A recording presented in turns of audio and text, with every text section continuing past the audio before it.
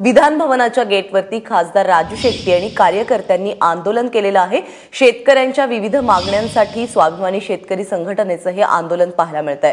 खास करून तूर डाळीच्या दराचा प्रश्न सध्या आपल्याला सर्वत्र महाराष्ट्रभर पाहायला मिळतोय। त्याचबरोबर कांद्याच्या दराचा प्रश्न आहे आणि याच सगळ्या संदर्भात आता स्वाभिमानी शेतकरी संघटना थेट रस्त्यावर उतरलेली आहे आणि आज विधान भवनाच्या गेटवरती त्यांनी हे आंदोलन केलेलं आहे।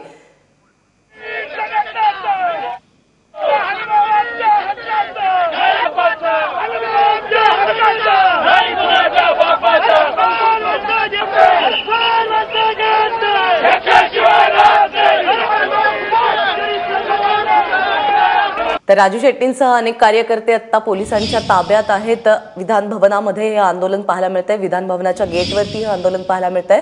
कालच अर्थसंकल्पीय अधिवेशनाला सुरुवात झालेली आहे आणि त्या दिवसापासूनच विरोधकांनी हा मुद्दा लावून धरलेला आहे। शेतकऱ्यांच्या आत्महत्या असू देत किंवा शेतकऱ्यांच्या मालाला हमीभाव मिळावा यासाठी विरोधक आक्रमक आहेत। तर आता स्वाभिमानी शेतकरी संघटना थेट रस्त्यावर उतरली आहे।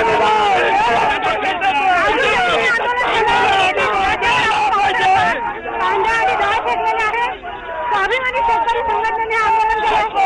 विधान भवनाच्या आपण पाहू शकत असाल सध्या राजू शेट्टी असतील किंवा स्वाभिमानी संघटनेचे इतर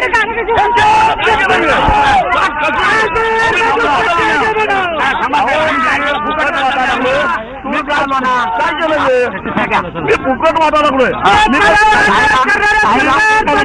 मी कायद्याचा कुठलाही भंग केलेला नाहीये। अहो मी कायद्याचा कुठला भंग कोणत्या मी कायद्याचा भंग केलेला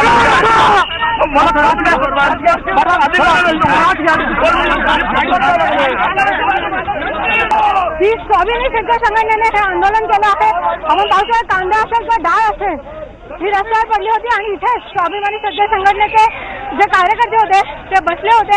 आपण या कार्यकर्त्यांशी बोलण्याचा प्रयत्न करूया की नेमकी या आंदोलनामागे त्यांची मागणी काय होती। दादा सांगू शकाल आज आंदोलन केलं काही तुम्हाला सांगतो गेल्या वर्षाचं 50% अनुदान जे द्यायचं होतं ते सुद्धा अजून मिळालेलं नाहीये। तुम्ही मुख्यमंत्र्याला प्रश्न विचारू शकता। मी पुणे जिल्ह्यातला आहे, चाकणचा कांद्याचा आगार चाकणला आहे। कांदे आजही लाखो टन कांदे आज त्या ठिकाणी विक्रीला येतात। कांद्याला कुठेही मार्केट नाहीये। आंदोलन सुरू असताना राजू शेट्टींना घेऊन घेऊ द्या, आम्ही आहे कार्यकर्ते पाठीमागे, त्यांच्या पाठीशी एकजुटीने सगळे कार्यकर्ते उभे आहेत।